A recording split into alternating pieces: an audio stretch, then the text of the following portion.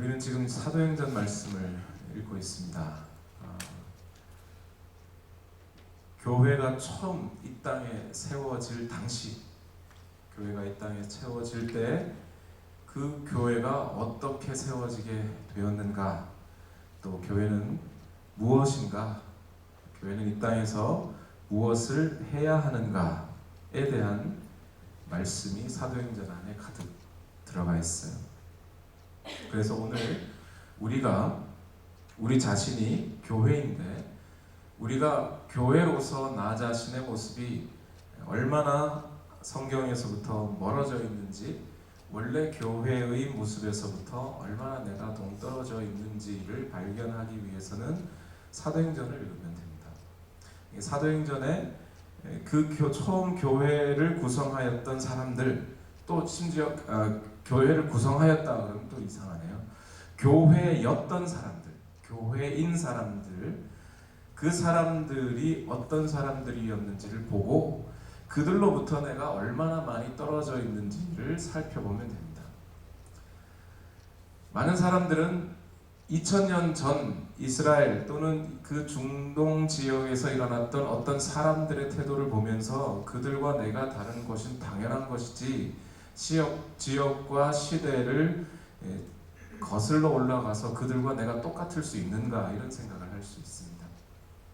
근데 그 본질을 말하고 있는 겁니다. 환경이나 문화적인 조건을 말하는 게 아니라 그 사람들의 본질이 어떠하였는가를 살펴보고 그 본질이 나와 같은 본질인가를 따져보는 겁니다. 처음 교회를 구성하였던 사람들, 어떤 사람들입니까? 한마디로 말하면 성령이 충만한 사람들이었습니다.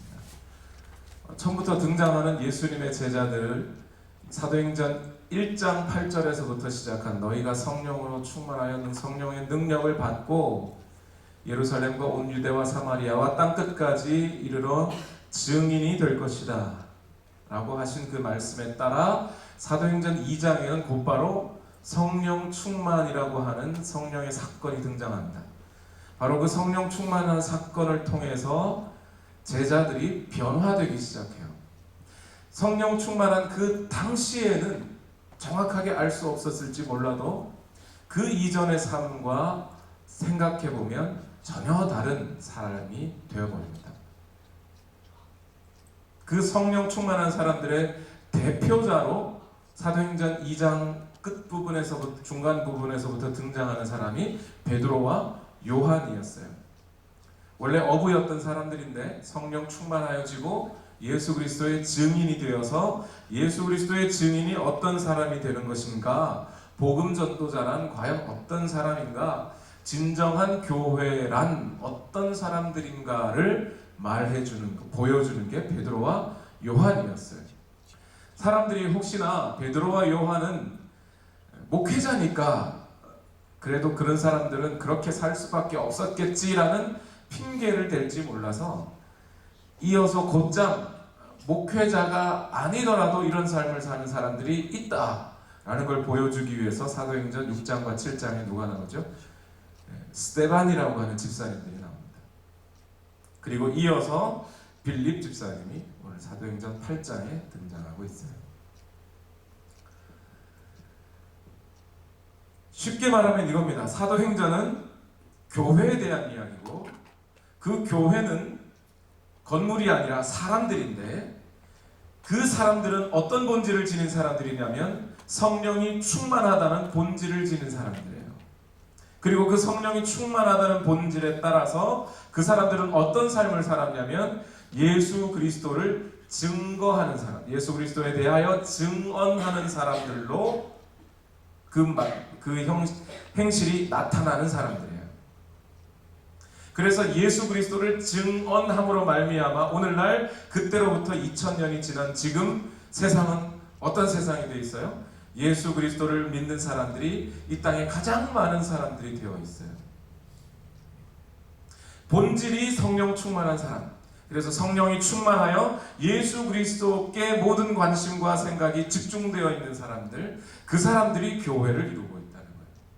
쉽게 얘기해서 오늘날 교회가 교회로서의 역할을 감당하지 못하고 있고, 교회로서의 사명을 감당하지 못하고 있고 이 세상을 향하여 여전히 빛과 소금의 역할을 감당하지 못하고 있는 가장 근본적인 원인은 교회가 성령으로 충만하지 않다는 데 있다는 겁니다. 우리가 돌아가야 할 모습은 성령으로 충만한 모습이에요. 그 성령으로 충만한 모습은 기도할 때 막 이상한 소리를 내는 게 성령 충만한 게 아니고, 성령 충만한 것은 그냥 사람이 뜻없이 생각 없이 아무렇게나 기죽기죽 웃는 게 성령 충만한 게 아니고, 그 사람의 입에서 생각에서 말에서 행실에서 오직 누구요? 예수 그리스도가 드러나는 사람. 말 속에서나 행동 속에서나 무엇을 하든지 예수 그리스도가 드러나는 사람, 그 사람이 성령이 충만한 사람이에요. 성령이 충만해서 제자들이 바로 변화된 모습이 뭐였습니까? 예수 성령이 충만하기 직전까지만 해도 베드로는 물고기 잡으러 어부의 일을 하러 돌아갔던 사람이에요. 내가 고기 잡으러 가야겠다 했던 사람이에요. 그런데 성령이 충만하자마자 그는 성령이 말하게 하심을 따라 말하기 시작했어요. 그것이 기도였든지 설교였든지 알 수는 없지만, 그러나 기도를 해도 예수 그리스도, 말을 해도 예수 그리스도에 대한 복음을 증거하는 자로 나타났어요. 이게 성령 충만한 사람이고, 오늘 우리 온누리교회가 회복해야 할 교회의 모습이에요.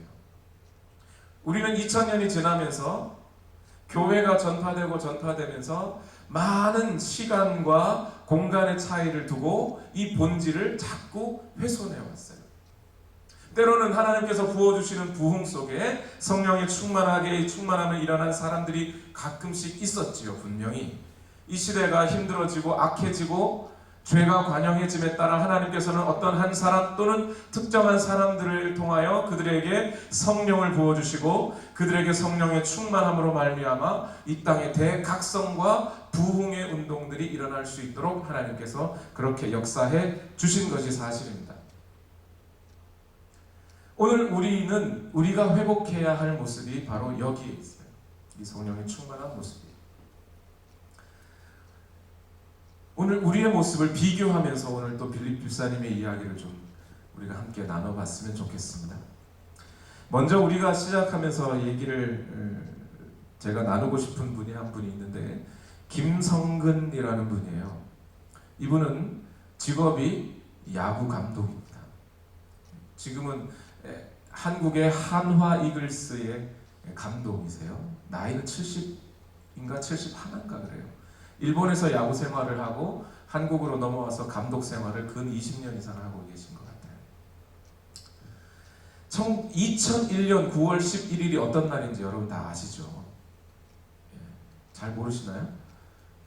아시죠? 2001년 9월 11일 제가 그때 한창 학원 강사를 하고 있을 때라 확실히 기억나요. 학원에서 애들을 가르치고 돌아오는 길, 제가 집으로 돌아오는 길, 그날 너무 늦게 애들도 끝나서 버스 다 끊기고 택시 안에서 소식을 들었어요. 라디오 소식을. 세계 무역센터 쌍둥이 건물이 무너졌다는 소식을 들었습니다. 깜짝 놀랐습니다. 그리고 집에 와서 TV를 틀었더니 내내 그 이야기만 계속 하는 거예요.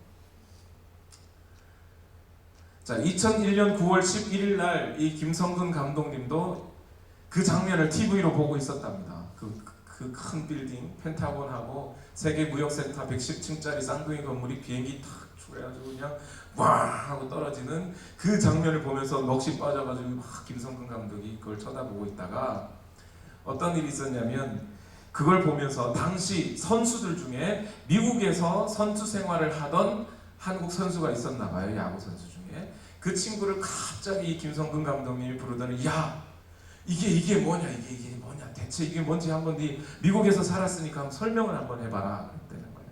그래서 이 선수가 김성근 감독님한테, 감독님 이게 사실은 이런 건데 이렇게 일이 일어났고, 그래서 인명구조를 이렇게 하고 미국에서는 그래도 인명구조 하는 사람들이 잘해서 이런 거 잘 이겨나갈 겁니다. 뭐 이런 얘기를 하니까 김성근 감독님이 그랬다는 거예요. 야 그런 얘기 말고 그러니까 저 사건이 일어났다 그래서 이번에 메이저리그 한다는 얘기냐 안 한다는 얘기냐, 그걸 묻더라는 거예요. 9월 10일이니까 아마 메이저리그 전반기는 끝나고 후반기를 시작할 때쯤이었겠죠. 저 건물이 무너졌는데 메이저리그 야구를 할 거냐 말 거냐 이거야. 김성근 감독님의 생각 속에.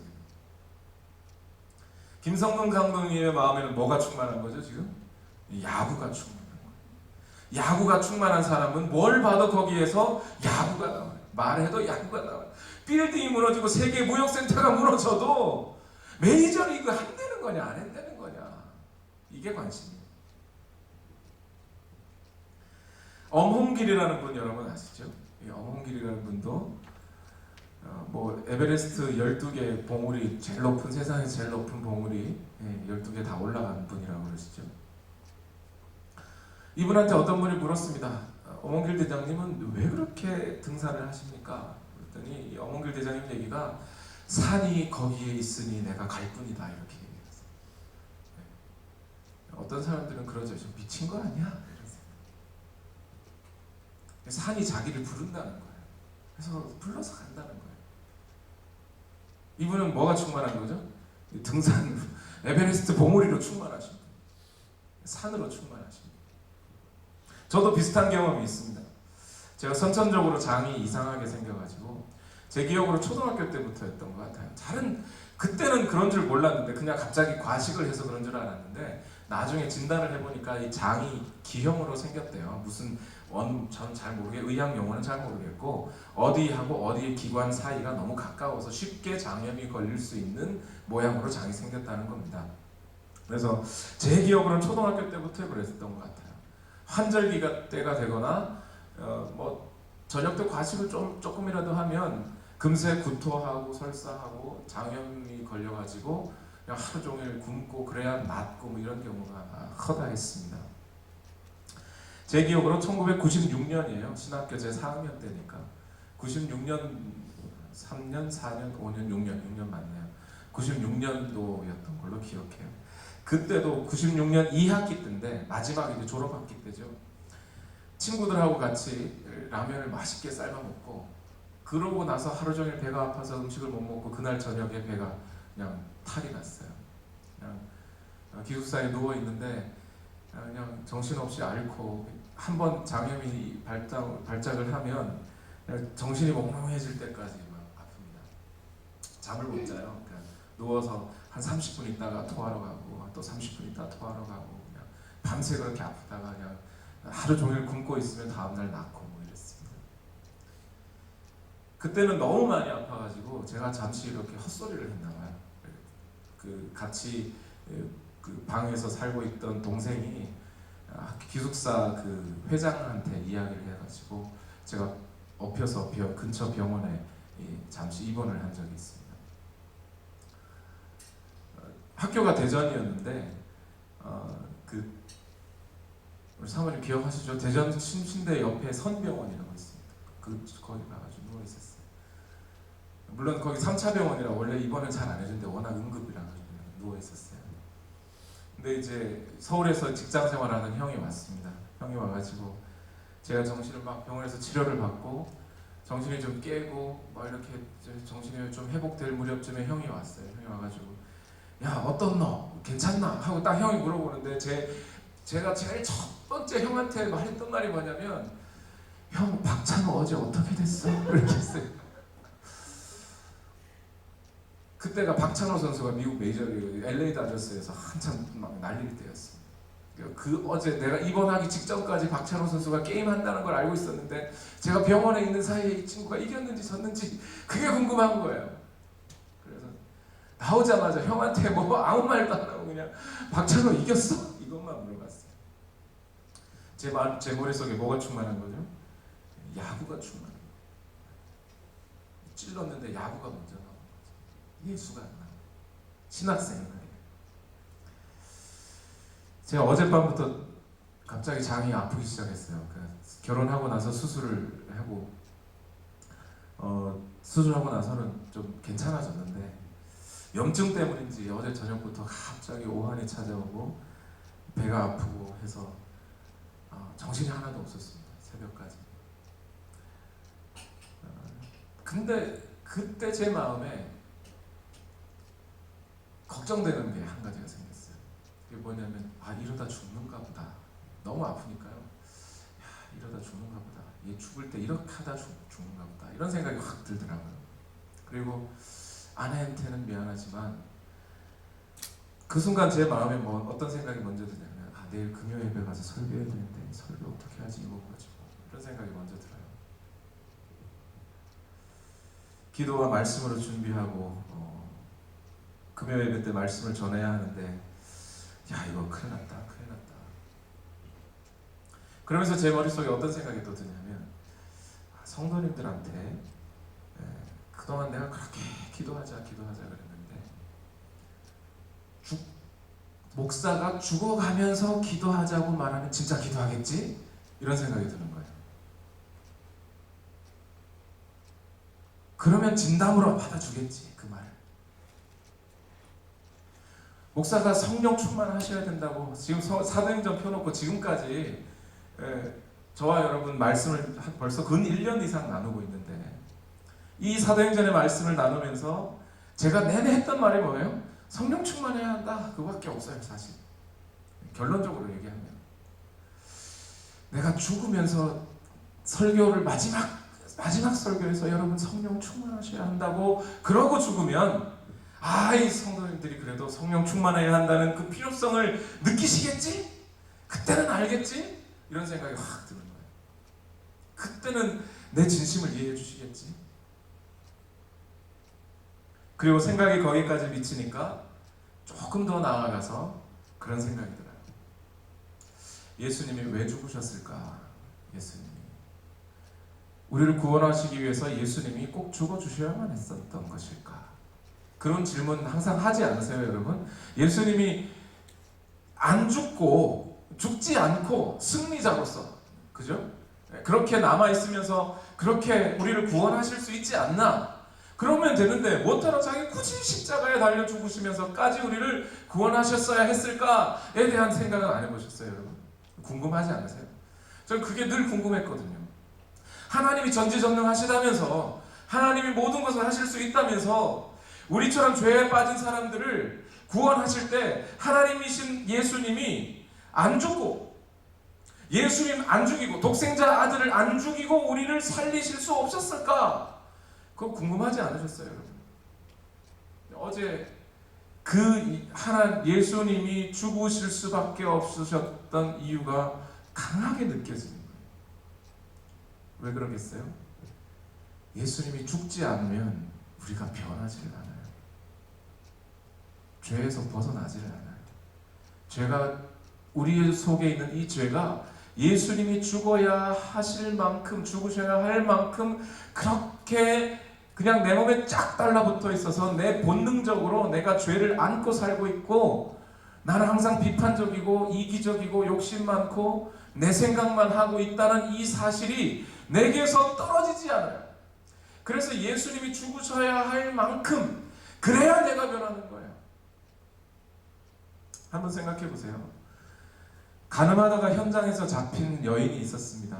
그 여인에게 사람들이 돌을 던져 쳐서 죽이려고 해요. 그랬더니 그 여인을 향하여 이 사람들이 돌을 던져 치려고 하니까 예수님이 뭐라고 하셔요? 땅에다 뭐라고 쓰시더니 예수님이 뭐라고 하셔요? 죄 없는 자가, 너희 중에 죄 없는 자가 돌로 쳐라. 그랬어요. 그러고 나서 어떻게 하십니까? 그 여인은 사람들이 다 돌을 놓고 뿔뿔이 흩어지자 그 여인을 놓고 예수님이 뭐라 그러세요? 아무도 이제 너에게 정죄하지 않는다. 대신 돌아가서 다시는 죄를 짓지 마라. 이렇게 얘기하죠. 자, 그런데 그 이야기를 듣는 그 여인이 예수님에 대해서 어떻게 받아들이셨을까요? 그 당시에는 예수님의 말씀을 어떻게 받아들였을지 모르지만 베드로도 예수님의 말씀을 그 성령 받기 전에는 그렇게 진지하게 받아들이지 않았던 거 우리 알잖아요. 그렇죠? 그 여인도 다시는 죄를 짓지 마라라고 하는 이 예수님의 말씀을 아마 가볍게 받았을지 몰라요. 그런데 나중에 소문에 돌아 내가 그때 만났던 그분이 나를 위하여 십자가에 달려 죽으셨더라 라는 이 소식을 듣고 보니 어떻게 되는 거예요?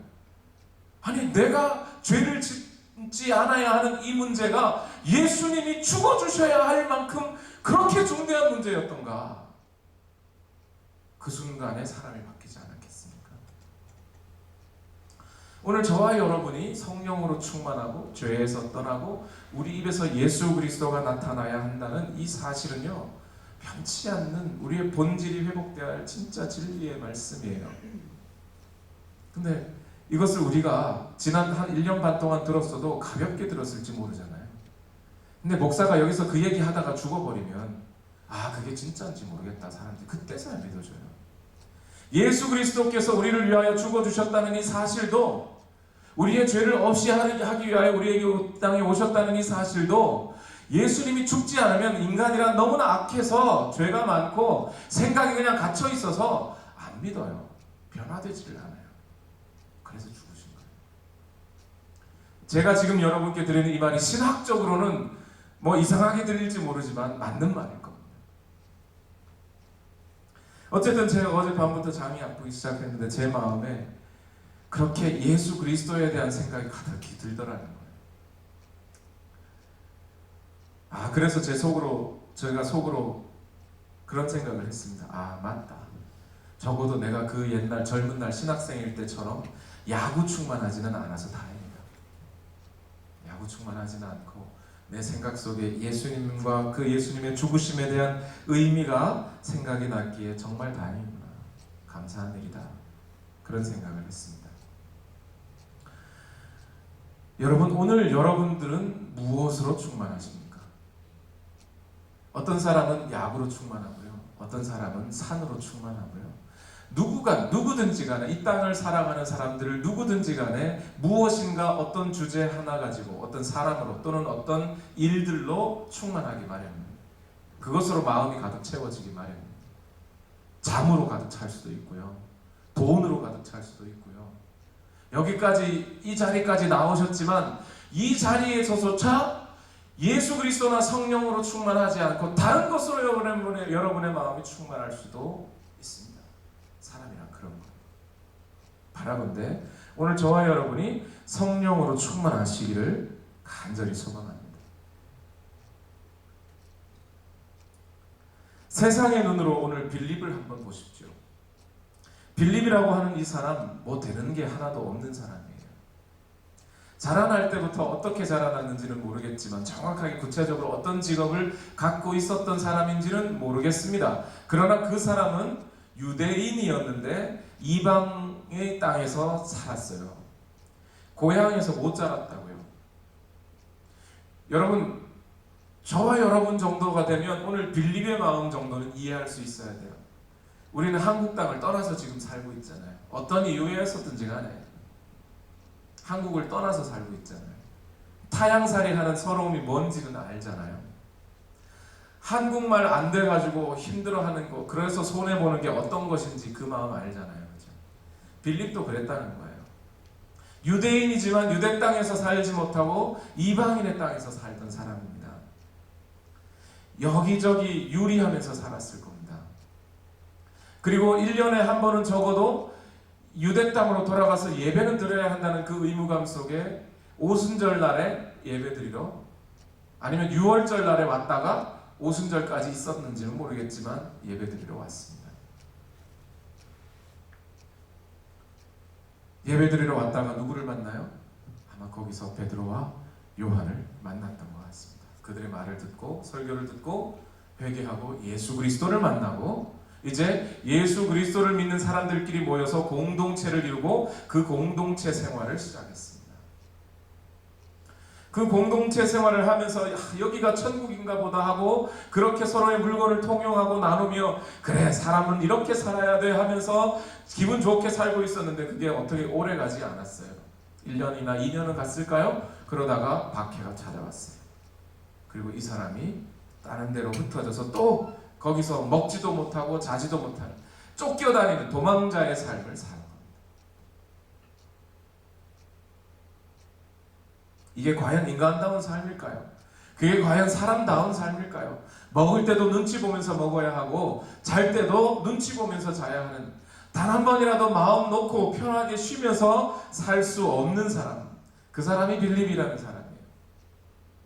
자기 동료, 함께 그리스도를 믿고 함께 공동체 삶에 들어왔던 스데반이 돌에 맞아 죽는 것을 봐야 했던 사람. 그것을 보고 그럼에도 불구하고 자기 인생의 목적, 예수 그리스도를 증거하는 그 삶을 살려고 사마리아까지 달려간 사람. 여러분, 빌립 집사님은 인간적으로 보아서는 아무것도 된 것이 없지만, 아무것도 잘된 것이 없지만, 뭐 하나 되는 일이 없는 사람이었지만, 성령이 충만하여진 그는 이제 더 이상 인생에서 어떤 것도 가로막을 수 없고 어떤 것도 방해할 수 없는 인생의 목적을 발견한 사람이에요. 지금까지 빌립 집사님의 인생은 어떠하였는지 모르지만 성령이 충만하여진 빌립 집사님은 이제 앞으로 어떤 일들이 생겨더라도, 어떤 어려움과 경제적인 궁핍을 겪게 된다 할지라도 기쁨과 은혜와 능력이 충만한 삶을 살게 될 것입니다. 왜요? 그가 과연 인생에서 무엇하며 살아야 할지, 인생의 목적이 무엇인지를 발견했기 때문에. 김성근 감독님이 야구하고 끝까지 살려고 하듯이 나이 70이 넘은 즈음에도 감독하면서 잠시 고양 원더스인가요? 하는 아주 프로 구단은 아니고 이 떠돌이 야구하는 선수들 모아가지고 그냥 힘들게 야구 감독하던 때도 있었어요.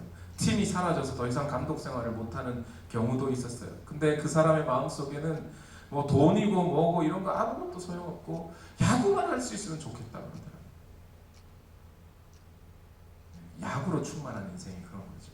그런 것처럼 오늘 스데반 집사님은 자기가 인생이 지금까지 어떻게든 살았든지 또 상관없습니다. 또 앞으로 여전히 쫓겨나는 삶, 유랑하는 삶, 돈이 없고 가난하고 힘들고 지친 삶이라 할지라도 상관없습니다. 이제 자기 속에는 성령 충만만 있어요. 성령으로 가득해요. 그 성령으로 가득한 이 빌립 집사님은 어딜 가든지 예수 그리스도만 증거하는 삶을 살아요. 이 하나님 성령께서 그에게 감동하시고 명령하시고 말씀을 주셔서 그가 사마리아 땅에 가서 복음을 증거하고 예루살렘으로 돌아오는 길에 다시 성령께서 그를 어디로 보내요? 광야로 보내줘요. 광야로 보내서 거기로 가라. 도저히 인간적으로 이해할 수 없고 성공할 것 같지 않고 인간적으로 도저히 이해할 수 없는 그 길을 가라고 하세요. 거기에 누가 있다고, 사람이 어디 있다고, 거기 교회가 뭐 있다고, 그리로 가라고 하시는지 모르겠지만 그리로 가요. 성령님께 순종하는 삶을 살기 시작합니다. 그리고 거기서 누구를 만납니까? 에티오피아 여왕 간다게의 네시라는 사람을 만납니다. 오늘 8장 27절에서 30절 말씀을 다 같이 한번 읽어봅시다. 앞부분은 우리가 지지난주에 했으니까 27절에서부터 30절 말씀 다 같이 읽어보겠습니다. 시작. 빌립은 일어나서 가다가 마침 에티오피아 사람 하나를 만났다. 그는 에티오피아 여왕 간다게의 고관으로 그 여왕의 모든 재정을 관리하는 내시였다. 그는 예배하러 예루살렘에 왔다가 돌아가는 길에 마차에 앉아서 예언자 이사야의 글을 읽고 있었다. 성령이 빌립에게 말씀하셨다. 가서 마차에 바짝 다가서거라. 빌립이 달려가서 그 사람이 예언자 이사야의 글을 읽는 것을 듣고 지금 읽으시는 것을 이해하십니까? 하고 물었다.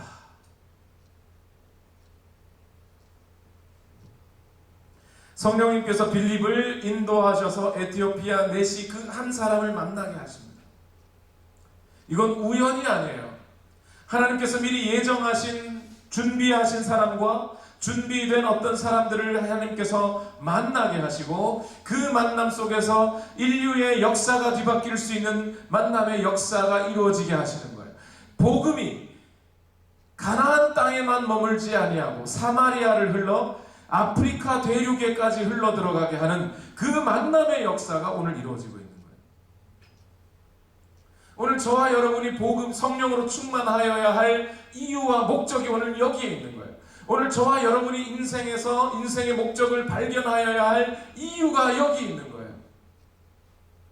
하나님은 지금도 저와 여러분을 살리신 이 복음의 말씀이 땅끝까지 증거되기를 원하고 계십니다.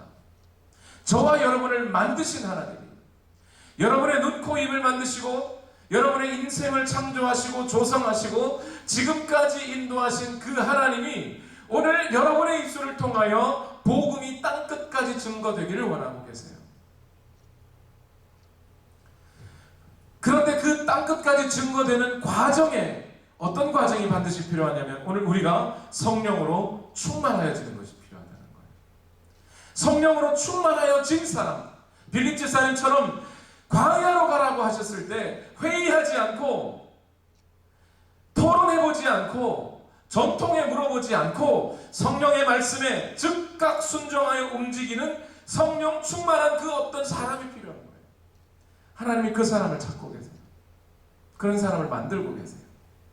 바로 그러한 일들이 일어날 때 빌립 집사님의 인생이 어떠하였든지 간에 그 빌립 집사님을 통하여 복음이 아프리카 대륙에 들어갈 수 있는 길이 터지는 것처럼 오늘 저와 여러분이 성령으로 충만할 때 오늘 여러분의 인생이 경제적으로 부유하여졌든 부유하여지지 않든 명예가 얻어졌든 명예가 얻어지지 않든 인생의 여러분의 직장에서 성공하였든 성공하여졌든 아니면 또는 실패하였든 그것과는 아무 관계없이 아니 어쩌면 오히려 여러분의 실패를 사용하셔서 성령 충만한 사람으로 만드시고 그 성령 충만한 사람들을 복음 증거하는 자로 만드셔서 지금도 이 땅에 복음이 필요하고 살아나야 하고 구원받아야 할 사람들에게 복음을 증거하게 만들고 계시다는 거예요. 이게 하나님의 역사고 사도행전이 말하고 있는 교회의 역사예요. 그 교회의 역사가 오늘 여기에서 일어나고 있는 겁니다.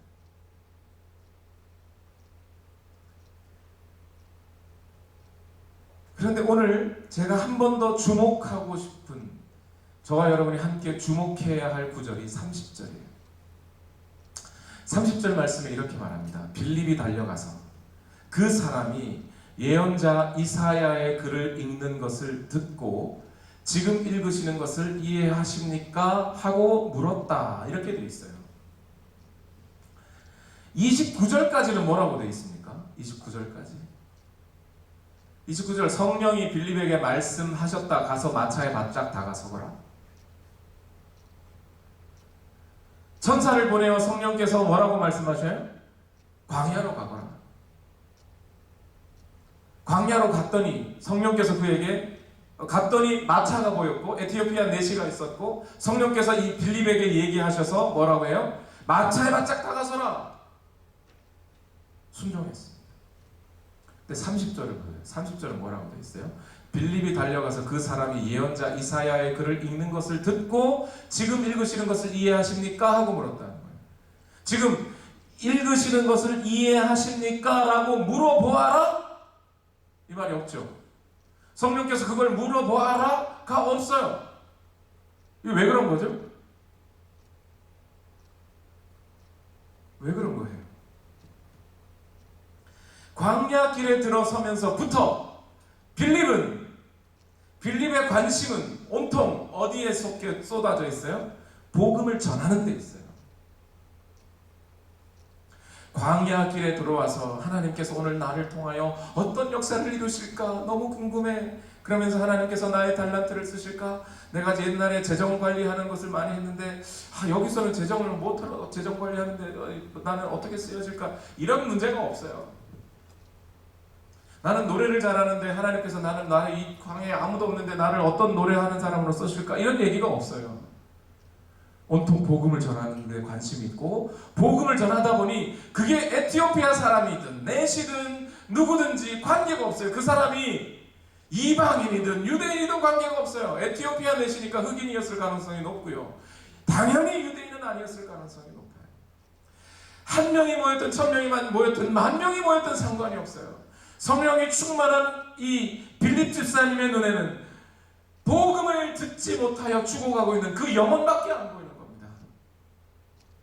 마차에 바짝 다가서거라 하는 이 성령님의 음성이 강하게 들리고, 그 강하게 들린 말씀에 달려가서 마차에 바짝 다가섰더니 이사야, 선지자 이사야의 글을 읽고 있는 에티오피아 내시의 목소리가 들리는 거예요. 여기서 더 물어볼 게 뭐 있습니까? 성령의 음성을 기다릴 게 더 뭐 있습니까? 100% 아하, 이 사람에게 복음을 증거하라는 거구나. 더 물어볼 게 뭐 있어요?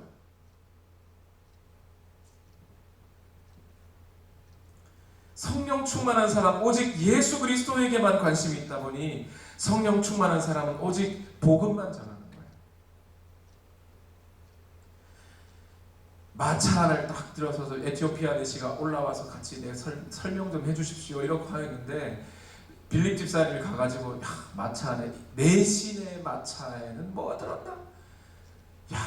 어떤 소가 몰고 있나? 관심 있어요? 에티오피아 내시 뭐 하다가 오셨어요? 어디로 가는 길이에요? 물론 이것이 나중에 물어보고 알게 되어서 기록되어서 그 사람이 에티오피아 내신 줄 알았겠지만, 빌립 집사님의 일성 제일 먼저 나오는 이야기는 뭐냐면, 당신 어디서 왔어요? 직업이 뭐예요? 이게 없어요. 당신 복음을 이해하십니까? 이사의 글을 이해하십니까? 하나님의 말씀을 이해하고 계십니까? 예수 그리스도에 대해서 알고 계십니까? 그게 제일 궁금한 거예요.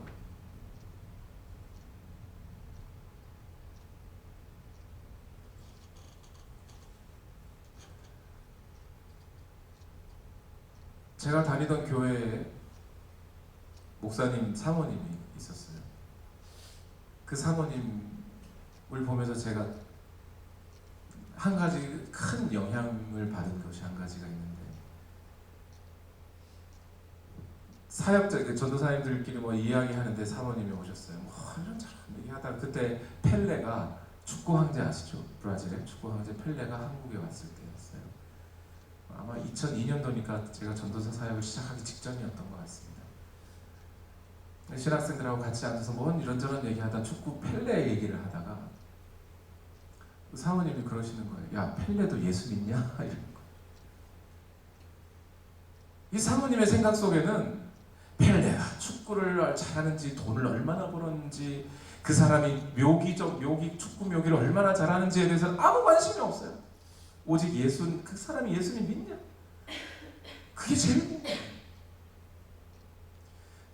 오늘 빌립 집사님처럼 성령이 충만한 사람들의 귀에는, 성령이 충만한 사람들의 눈에는 오늘 당신이 예수님을 믿고 있습니까? 예수님을 알고 있습니까? 이게 제일 중요한 거예요. 제일 궁금한 거예요. 그것밖에 없어요. 의사가 뭐에 관심을 가져야 되겠습니까? 환자를 치료하고 병을 고치는데 가장 큰 관심이 있어야겠죠. 물론 오늘날 의사들이 출세와 돈에 관심을 갖는 것도 봅니다. 그래서 돈 많은 사람, VIP, 환자도 그냥 일반 환자와 VIP를 구분하더군요. 돈 많고 권력 있고 명예 많은 사람들은 VIP고, 그 중에서도 뭐 삼성 이건희 회장쯤 되면 VVIP라고. 그 사람 치료하는 데는 의사들이 그냥 잔뜩 모여가지고 그 사람이 죽을 똥 살 똥 할 때 어떻게든 목숨을 연명시키려고 그냥 잔뜩 혈안이 돼 있어요. 지금 환자의 병을 고치는 데 관심이 있어요? 돈에 관심이 있어요? 돈에 관심이 있어요. 목사도 성령 충만하지 않으면 어디에 관심이 있어요? 돈 충만하거나 권력 충만하거나 명예 충만해서 거기에 관심을 가질 수 있어요. 목사만 그래야 됩니까? 오늘 빌립 집사님은 어때요? 오늘 저와 여러분이 어디에 충만해야 됩니까? 성령으로 충만해야 돼요. 성령으로 충만한 사람은 이 땅을 살면서 내가 돈을 어떻게 벌 것이냐, 내가 어떤 무엇을 할 것이냐, 여기에 관심이 없는 거예요. 저 사람들이 예수 믿을까? 나도 예수님 믿고 구원받았는데 저 사람들이 예수 믿을까? 저 사람들이 어떻게 예수님을 전해줄 수 있을까? 거기에 모든 관심과 집중이 다 쏟아져 있는 사람들. 오늘 저와 여러분이 그런 사람들이 되었으면 좋겠습니다. 그래서 저는 어쨌든 우리 교회 목자님들께 관심이 있습니다. 우리 목자님들이 성령으로 충만하기를 바랍니다.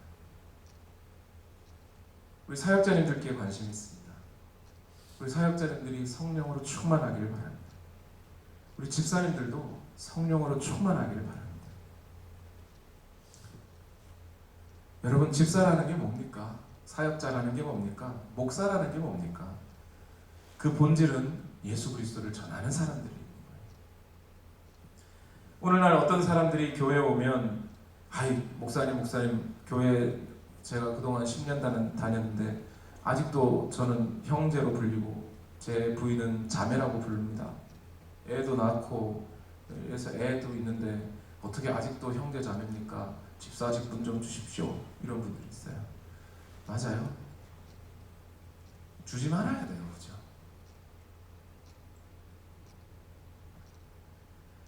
근데 반대로 이런 것도 있어요. 집사가 됐으니까 교회에 또 돈도 좀 내고, 교회가 뭐 한다 그러면 일도 좀 하고, 그래야 되는 거 아니야? 라고 말하시는 분도 있어요. 부분적으로 맞을지 모르지만 정답은 아닙니다. 집사라면, 성도라면, 사역자라면 누구로 충만해야 돼요?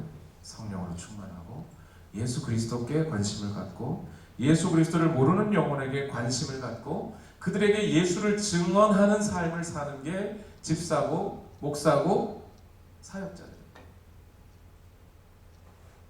집사라면, 목사라면 응당, 무엇보다 예배에 관심을 갖는 거예요. 하나님께 관심을 갖는 거예요. 하나님께 올려드리는 나의 삶에 관심을 갖는 거예요. 이 땅에 여전히 죽어가는 영혼들에게 관심을 갖는 거예요. 그게 집사고 그게 목사예요.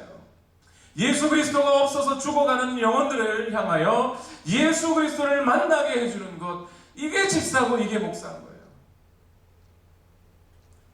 이름이 다를 뿐이지 오늘 사도행전이 보여주는 교회의 모습에서 스데반 집사님이나 빌립 집사님이나 베드로 목사님이나 요한 목사님이 했던 일들은 똑같은 일들을 했어요.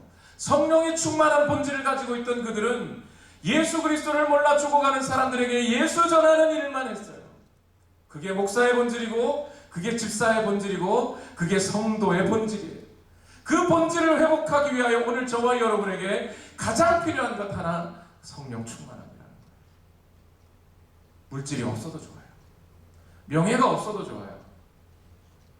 먹고 살 끼니가 없어도 좋아요. 그러나 우리 입에서 예수 그리스도는 끊어지면 안 되는 거예요. 그게 오늘 우리의 본질이에요. 그게 오늘 교회로서 저와 여러분이 이 땅에 존재하고 있는 처음부터 끝까지의 이유, 유일한 목적이 그건 거예요.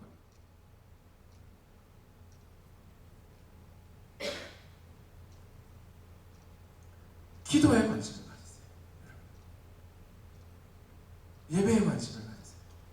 기도함으로 오늘 여러분의 사정을 하나님께 아뢰고 하나님께서 여러분에게 하시는 말씀을 듣고, 그래서 그 말씀을 듣고 따라가는 삶, 그 기도하는 것이 그거 아닙니까? 예배하는 건 뭐예요? 오늘 우리가 이 땅에 존재함으로 말미암아 하나님을 찬송하고 하나님을 경배하고, 여러분 지금 여러분이 앉아 계신 이 자리에 의자가 있죠. 이 땅에 처음 교회가 생겨날 때 거기 의자가 있었을 것 같아요. 요즘 이슬람 국가들 때문에 말이 많은데 이슬람의 무슬림 사원에 들어가면 거기 사람들 다 의자 하나도 없지요. 그냥 다 무릎 꿇고 엎드려가지고 경배하지요. 처음 교회가 생겨날 때도 사실 그런 모습이었어요. 그나마 하나님이 많이 양보해 주셔서 우리가 넉넉하게 앉아서 가끔씩 졸아도 그냥 하나님이 내버려둘 뿐이지 우리가 그렇게 할 수 있는 게 아닌 거예요. 우리의 예배는 원래가. 그러니 여러분, 오늘 저와 여러분의 마음속에 예수 그리스도가 얼마나 들어가 있어요.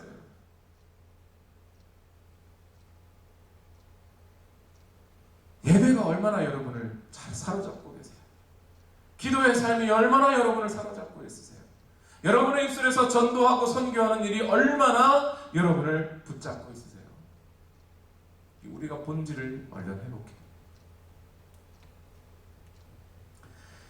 이어서 사도행전 8장 31절에서 35절 말씀을 다 같이 읽어봅시다. 자, 읽겠습니다. 시작. 그가 대답하기를 나를 지도하여 주는 사람이 없으니 내가 어떻게 깨달을 수 있겠습니까? 하고 올라와서 자기 곁에 앉기를 빌립에게 청하였다. 그가 읽던 성경 구절은 이것이었다. 양이 도살장으로 끌려가는 것과 같이 새끼 양이 털 깎는 사람 앞에서 잠잠한 것과 같이 그는 입을 열지 않았다. 그는 굴욕을 당하면서 공평한 재판을 박탈당하였다. 그의 생명이 땅에서 빼앗겼으니 누가 그의 세대를 이야기하랴. 내시가 빌립에게 말하였다. 예언자가 여기서 말한 것은 누구를 두고 한 말입니까? 자기를 두고 한 말입니까? 아니면 다른 사람을 두고 한 말입니까? 빌립은 입을 열어서 이 성경 말씀에서부터 시작하여 예수에 관한 기쁜 소식을 전하였다.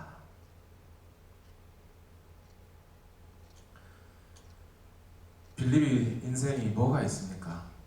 가진 게 뭐가 있어요? 아무것도 없는 사람이죠. 떠돌이 생활하고 쫓겨가고 도망자 신세 삶을 살던 사람입니다. 근데 그가 성령이 충만하고 그 입에서 뭐가 떠나지 않을까요? 예수에 관한 복음이 떠나지 않습니까? 오늘 하나님께서 그를 통해 누구를 만나게 하셔요? 에티오피아 여왕의 재무장관을 만나게 하셔요. 그리고 빌립이 가서 애써 애청합니까? 애청하지 않아요. 나를 그 자리에 올려주십시오 합니까? 하지 않아요. 그렇게 하지 않아도 그가 에티오피아의 권력을 갖고 있는 모든 돈의 권력을 갖고 있는 그가 빌립을 초청하여 모셔요. 제발 말씀을 설명해 주십시오. 이 말씀을 이해하게 해 주십시오. 내가 도저히 이 말씀을 읽어도 이해하지 못하니 당신이 안다면 좀 설명해 주십시오.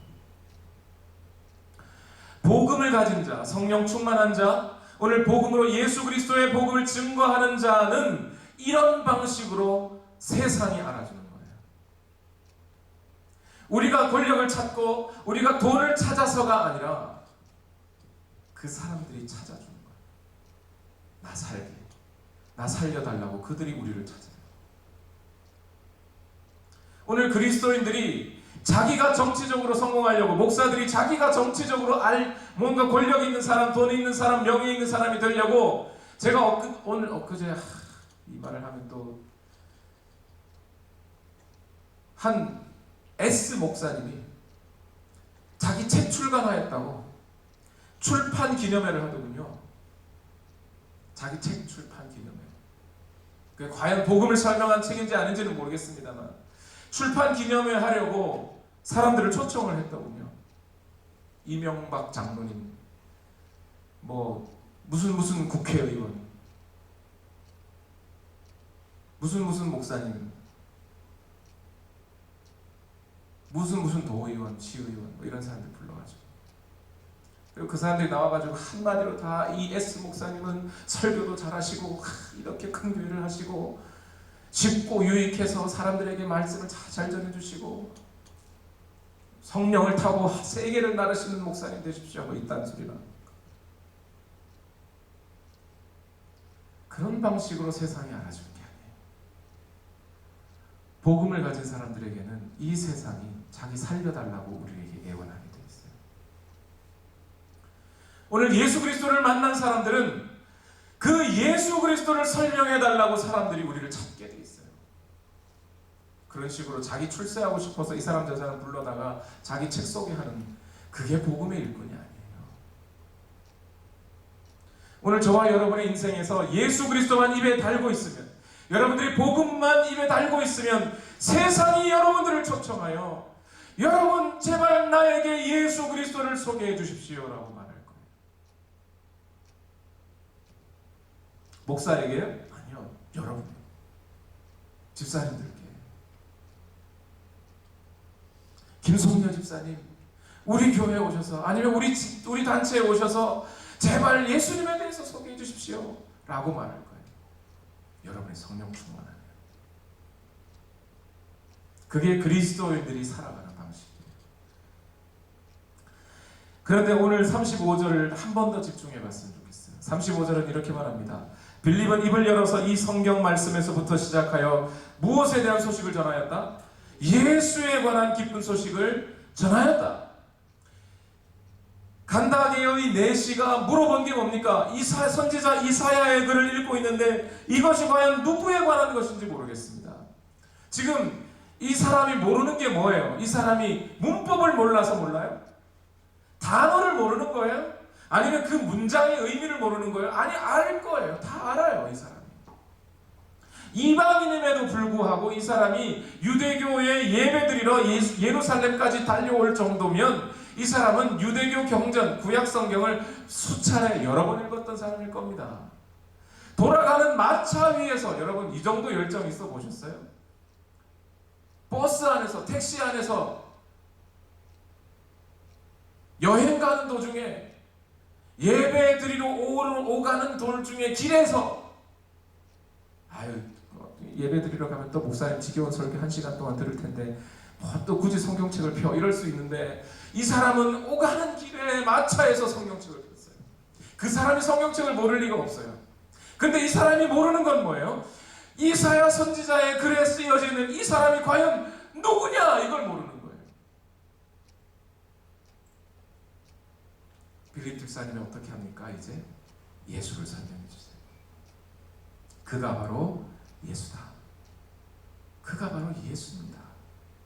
이사야 선지자의 글에 적혀져 있는 바로 그 사람, 어린 양처럼 하나님의 고난받는 종이 도살장에 끌려가는 양처럼 자기의 뜻을 주장하지 아니하고 모든 사람들의 죄를 대신 짊어지고 자기가 적당하게 자기의 의를 주장하고 자기의 권리를 내세울 수 있는 재판의 권리를 완전히 박탈당한 채 그대로 죽어버린 이 사람이 누구냐? 그가 바로 예수다라고 알려주는 거예요. 복음 전도는 다른 게 아니에요. 오늘 이 땅에 예수 그리스도가 없어서 영적으로 갈급해 있는 사람들, 예수 그리스도가 없어서 힘들어 지친 영혼들, 그 영혼들이 갖고 있는 인생의 근본적인 문제가 무엇인지 알고 있다면 그 인생의 근본적인 문제를 해결해 주실 분, 그 모든 인생의 근본적인 문제를 해결해 주신 분, 그분이 예수 그리스도라고 알려주면 되는 거예요. 여러분이 만난 예수, 그 예수 그리스도를 전해주는 거예요. 그게 전도예요. 그게 선교예요. 그러니까 이런 점에서, 어떤 면에서 오늘날 성경 공부 많이 하는 교회 잘하는 것이긴 합니다만 근본적인 건 아닐 수 있어요.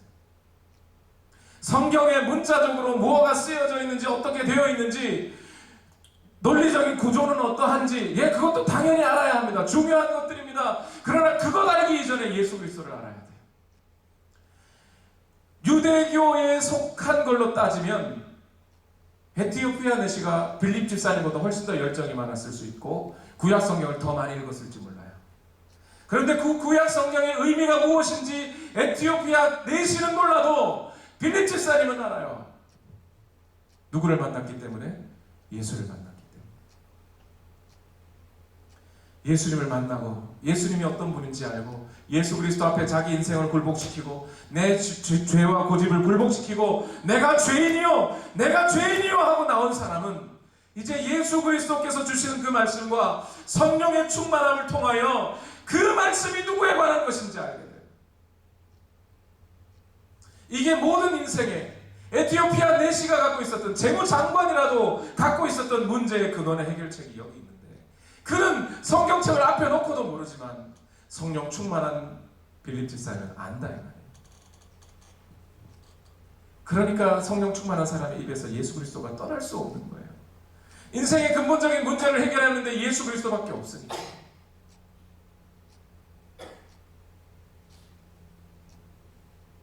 성령님은 빌립과 이 에티오피아 내시 모두에게 역사하셔서 이 일을 하게 하십니다.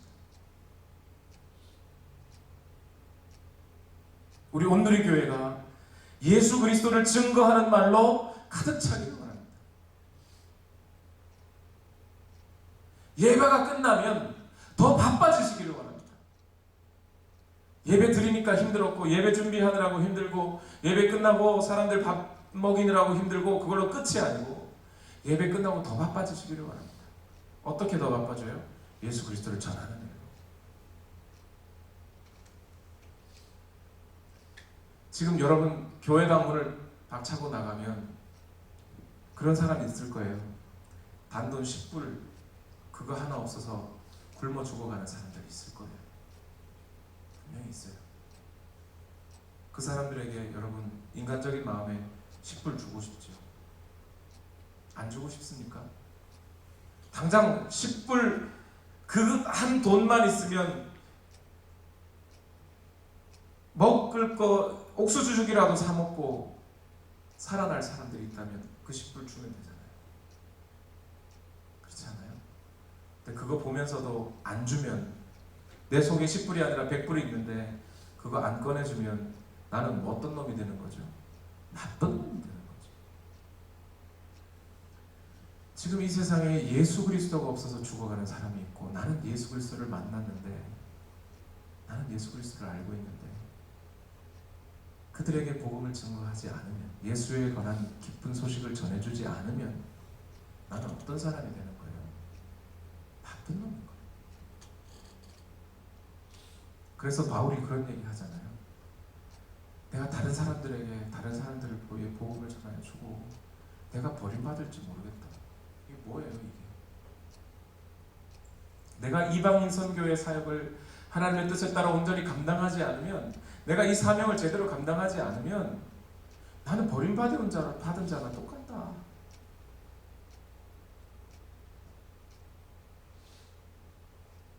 오늘날 교회가 교회 될 수 있는 유일한 이유 성령 충만밖에 없습니다. 성령 충만하여 교회가 끊임없이 예수를 증거해야 하는 겁니다. 마지막으로 36절에서 38절을 다 같이 읽어봅시다. 다 같이 읽습니다. 시작. 그들이 길을 가다가 물이 있는 곳에 이르니 내시가 말하였다. 보십시오. 여기에 물이 있습니다. 내가 침례를 받는 데에 무슨 거리낌이 되는 것이라도 있습니까? 빌립은 마차를 세우게 하고 내시와 함께 물로 내려가서 그에게 침례를 주었다. 길을 가다가 이 길이 어디로 가는 걸까요? 아마 에티오피아 내시는 예루살렘에 왔다가 에티오피아로 돌아가는 길이니까 남쪽으로 계속 내려갔을 겁니다.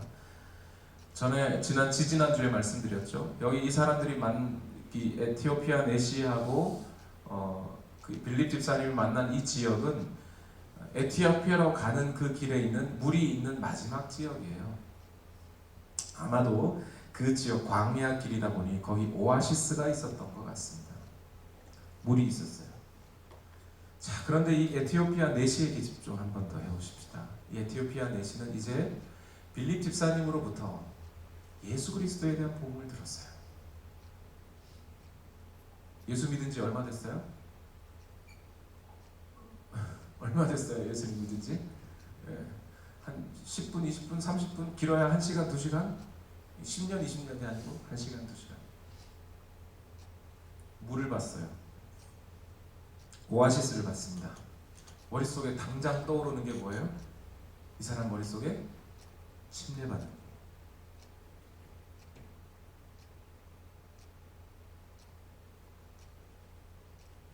여행 중에 목말라서 물을 좀 얻어야지. 내가 지금 타고 있는 이 마차에 소가 끌고 있었다고 하니까 이 소에 물이라도 좀 먹여야지. 여행이 기니까 여행 갈 때 물 좀 먹여야지. 물 준비해놔야지. 그런 생각이 없어요.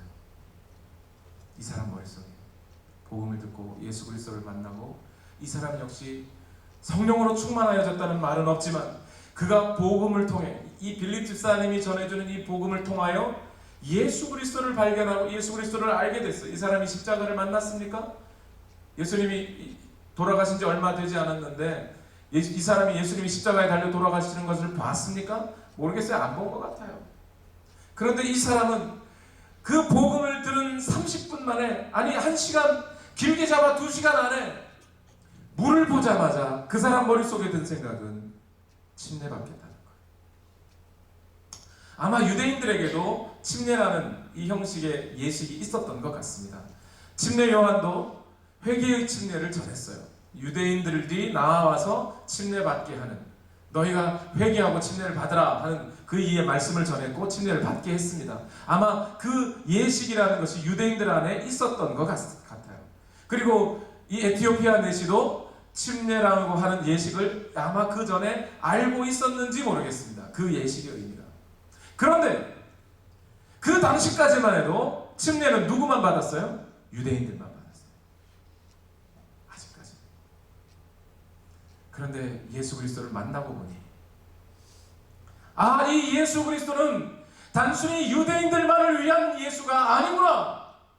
오늘 나처럼 인생의 근본적인 문제를 끌어안고 나의 영적인 절망감을 가지고 살아가는 모든 사람들에게 생명을 주시는 분이 예수 그리스도구나 라는 것을 깨달아 알고 나니 이제 내가 사는 것은 내가 사는 것이 아니요 예수 그리스도의 제자로 사는 것이라. 예수 그리스도의 말씀을 따라 살아가야겠구나. 예수 그리스도의 뜻을 따라 살아야겠구나. 내가 더 이상 죄에 대하여 죽고 의에 대하여 산 자로서 예수 그리스도와 연합하여 예수님을 닮은 삶을 살아야겠구나. 그 마음에 들기 시작한 거예요. 이 생각을 누가 주셨을까요? 성령께서 주셨어요. 말해 뭐 하겠습니까? 물을 보자마자 침례받겠다는 거예요. 침례는 이런 거예요. 단순한 예식이 아니에요. 단순한 성교 교회 프로그램이 아니에요. 이 침례라고 하는 것은 모든 사람들 앞에서, 다른 사람들 앞에서 내가 이제 예수 그리스도의 제자 되어서 예수님처럼 죄에 대하여 죽고 의에 대하여 살며 예수님과 함께 살아가겠다. 이제 내가 사는 것은 내가 사는 것이 아니고 예수 그리스도께서 내 안에 살아계신 것이다. 내가 하는 말은 예수 그리스도께서 하시는 것이고 내가 하는 행동은 예수 그리스도께서 하는 것이고 내가 하는 봉사도 예수님이 하시는 것이고 내가 하는 말도 예수님이 하시는 것이다. 그 고백을 침례로 하는 거예요.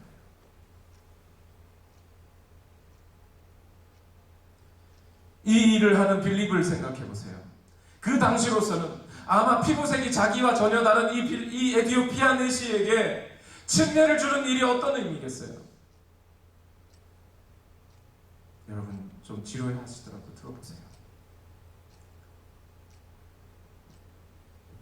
처음 주는 거 아닙니까? 생전 처음 주는 거 아닙니까? 교회 전통 살펴봐야 되는 거 아닙니까? 흑인에게 침례를 준 적이 있나? 이론 뒤져봐야 되는 거 아닙니까? 신학적으로 흑인에게 침례를 주는 것이 적당한가? 나는 목사 안수를 받지 않은 사람인데 내가 침례 줘도 되는가? 한번 회의해보고 내가 지금 급히 예루살렘에서 오는 길이라 다시 예루살렘으로 돌아가 우리 사도들께 여쭤보고 내가 한번 회의 한번 해보고 침례 줍시다. 그랬습니까? 아니요. 성령의 감동에 따라 성령의 하게 하심을 따라 역사는 이루어지는 거예요. 묻고 따지다 보면 아무것도 못합니다. 물론 마음대로 막 함부로 일해놓고 다 성령님이 하게 하셔가지고 회의 안 해도 했어요. 이런 거 말고요. 그리스도인들 중에 그런 분들이 있더라고요. 그 주인이 너무 그러니까 그 어떤 한 제가 다른 곳에 있던 집사님 이야기인데 가게에서 일을 하는데 그 가게 주인이 당신하고 더 이상 일하지 못하겠습니다. 일단 일을 하자고 해도 몇 시부터 몇 시까지 맨날 늦게 오고 이런 일을 해놓으라 그러면 안 해놓고 그러면서 자기 개인적인 시간을 다 직장에서 다 살고 있으니 당신하고는 도저히 일을 못하겠습니다. 그만두십시다. 그랬더니 그 집사님이 그랬더니 아니 내가 감히 그리스도인인데 그럴 수 있냐고 이러더라고요. 그리스도인이 아니죠. 그건 집사가 아니죠. 그건 잡사죠. 잡사. 그러라는 뜻이 아니라 오늘 복음을 증거하고 성령의 역사가 나타나는 그 일에 우리가 회의할 것도 없고 따질 것도 없고 전통을 뒤져볼 것도 없어요. 오늘날 교회가 그렇게 하다가 하나님의 역사를 민기적 버릴 때가 얼마나 많습니까? 결론입니다. 말씀을 마치면서 우리 39절과 40절을 읽어봅시다. 다 같이 읽습니다. 시작. 그들이 물에서 올라오니 주님의 영이 빌립을 데리고 갔다. 그래서 내시는 그를 더 이상 볼 수 없었지만 기쁨에 차서 가던 길을 갔다. 그 뒤에 빌립은 아소도에 나타났다. 그는 돌아다니면서 여러 성에 복음을 전하다가 마침내 가이사랴에 이르렀다. 자, 빌립 집사님의 말씀을 마무리 지으면서 사도행전은 두 가지를 얘기해 줍니다. 39절과 40절인데 39절에 이제 빌립 집사님이 그렇게 침례도 다 베풀고 어느 순간 언젠지는 정확히 알 수 없지만 이 에티오피아 내시가 이제 빌립 집사님하고 안녕 뭐라도 인사라도 하고 선물이라도 드리려고 했는데 빌립 집사님이 사라졌어요. 깜짝같이 사라졌어요. 찾을 수가 없어졌어요. 그런데 오늘 39절은 단순히 그가 성령의 능력에 따라 시공간을 초월하여 어디로 샥 사라졌다. 예, 물론 그것도 중요한 역사입니다. 큰 기적적인 사건이고 저는 그거 분명히 믿습니다. 그런 일이 일어날 수 있다는 걸 믿습니다. 그런데 오늘 더 중요한 게 한 가지가 거기 적혀져 있어요. 그들이 물에서 올라오니 주님의 영이 빌립을 데리고 갔다. 그래서 내시는 그를 더 이상 볼 수 없었지만 but 항상 중요한 말은 but 다음에 나옵니다. 그죠? 없었지만 어떻게 했다고요? 그가 기쁨에 차서 거의 40절인가요? 29절 39절 기쁨에 차서 가던 길을 갔다. 에티오피아 내시는 처음부터 그 길을 가고 있었어요. 가다가 돌아간 것도 아니고 끝난 것도 아니고 빌립 집사님 만나서 끝난 게 아니에요. 그 길을 갔습니다. 가는데 뭐의 차이예요? 그 전까지는 근심과 걱정과 염려와 아픔이 가득하였으나 복음을 전하여 듣고 예수 그리스도로 살겠다고 침례를 받고 난 그에게 뭐가 있었다고요? 기쁨이 있었다는 거예요. 오늘 저와 여러분이 하나님께서는 빌립 집사님처럼 성령 충만한 자로 사용하시기를 원할 겁니다. 오늘 저와 여러분이 성령 충만한 자가 됐다는 것은, 그리고 그 성령 충만한 자가 되어 예수 그리스도의 복음을 증거하는 자가 되었다는 것은 결국 뭐 해주겠다는 거예요? 다른 사람들에게 기쁨을 주겠다는 거예요. 인생의 근본적인 문제가 해결되고, 돈이 문제입니까? 명예가 문제입니까? 권력이 문제입니까? 다른 게 문제가 아니라 그들에게 예수가 없어서 문제였던 그들에게 예수 그리스도를 증거해주고 그 예수 그리스도가 있는 그 삶에 기쁨이 충만하게 해주는 것, 그 일을 위하여 오늘 저와 여러분이 성령으로 충만하여야 한다는 거예요. 그리고 마지막 40절에 그 뒤에 빌립은 아소도에 나타났다. 그는 돌아다니면서 여러 성에 복음을 전하다가 마침내 가이사랴에 이르렀다. 그가 여러 군데를 돌아다니며 뭘 했다고요? 복음을 증거했다. 성령 충만한 빌립은 여전히 복음 증거하는 일로 자기 인생을 끝까지 나가는 거예요. 여러분, 우리 인생의 사사의 시대들을 보면 하나님께서는 어떤 사사는 10년, 20년 쓴 사람이 있고 어떤 사사는 몇 개월 쓴 사사도 있어요. 그러나 단 하루를 살더라도 그 단 하루 가운데 하나님께서 사용하신 사람들이 있다면 그 하나님께서 사용하신 그들은 기록에 남습니다. 하나님의 기억에 남아 있습니다. 여러분, 지난 부흥회 때 오셨던 목사님이 역사신학을 전공하신 분이에요. 그분이 그런 얘기를 하더군요. 명예, 돈, 권력 쫓아봐야 아무것도 아닙니다. 왜 아니냐면 역사에 기록되지 않는다는 거예요. 그런 사람들은. 여러분, 돈을 아무리 많이 벌어도 그 역사에 기록됩니까? 빌 게이츠를 한번 생각해 보시죠. 돈 많이 벌었어요. 그가 역사에 기록될 수 있습니다. 그가 기록된 것은 부자로 기록되는 겁니까? 그보다 돈 더 많은 사람은 또 있어요. 대통령이 된들 그것이 역사에 기록됩니까? 이름 한 줄은 나올 수 있을 거예요. 그러나 오늘 우리가 하나님 이름에, 하나님의 마음에, 하나님의 생각에 기록되고 기억되는 사람이 되기 위해서 오늘 저와 여러분은 성령 충만이 필요합니다. 복음 증거자가 되십시오. 예수 그리스도를 전하는 사람이 되십시오. 살아도 죽어도 예수 그리스도 한 분으로 만족하고 충만한 분들이 되십시오. 제가 해드릴 수 있는 것은 없습니다. 그러나 성령께서 여러분들을 사용하실 때 성령의 감동에 100% 즉시 순종하시면 하나님께서 여러분을 그렇게 사용하실 겁니다. 내 입술에서 다른 사람을 저주하고 비판하고 비평하고 꾸짖는 말보다 그들에게 기쁨을 주는 말을 하면 얼마나 좋겠습니까? 그 기쁨은 오직 예수 그리스도로 이루어지는 겁니다. 기도하겠습니다.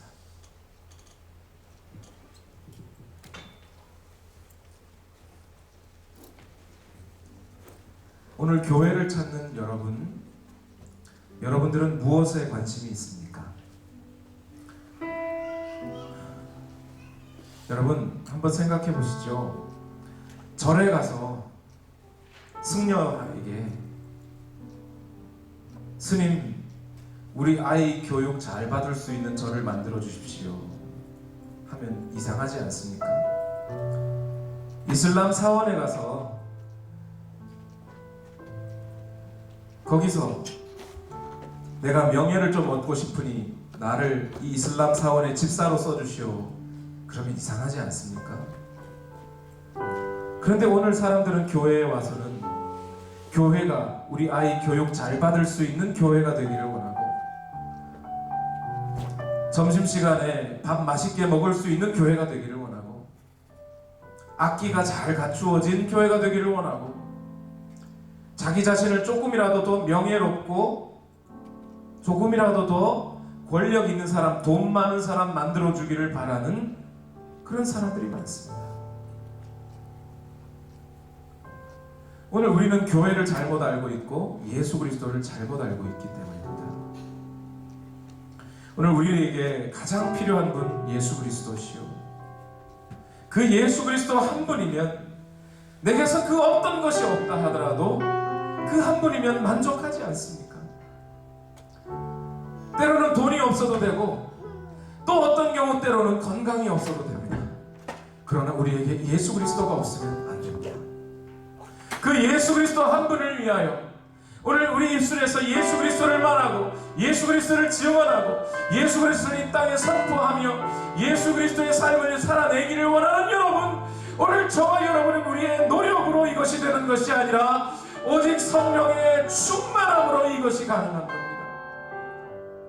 오늘 이 시간 여러분, 우리의 마음을 좀 열어놓고 생각을 좀 열어놓고 우리의 마음과 생각을 하나님께 집중하여서 이 시간 간절히 아뢰시다. 주여, 나를 성령의 충만함으로 써주시옵소서.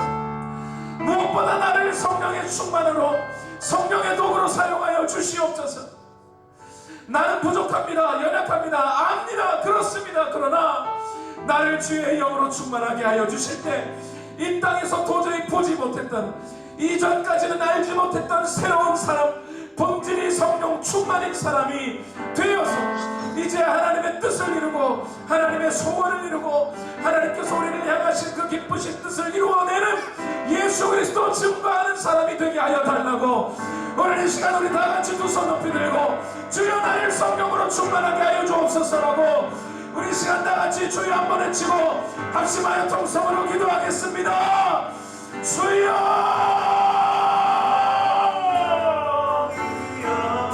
주여 오늘 나를 사용하여 주시옵소서. 주여 오늘 나를 사용하여 주시옵소서. 주의 말씀으로 나를 사용하여 주시옵소서. 나를 주의 복을 증거하는 자로 사용하여 주시옵소서. 오늘 우리 집사님들의 본질이 무엇입니까? 예수 그리스도를 증거하는 데 있습니다. 오늘 우리 사역자들의 본질이 뭡니까? 예수님을 증거하는 데 있습니다. 이 일을 하기 위하여 우리에게는 성령의 충만함이 필요합니다.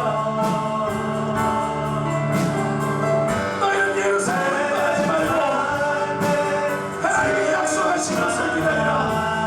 오직 너희가 성령의 충만함으로 능력을 받고 예루살렘과 온 유대와 사마리아와 땅 끝까지 이르러 나의 증인이 되리라.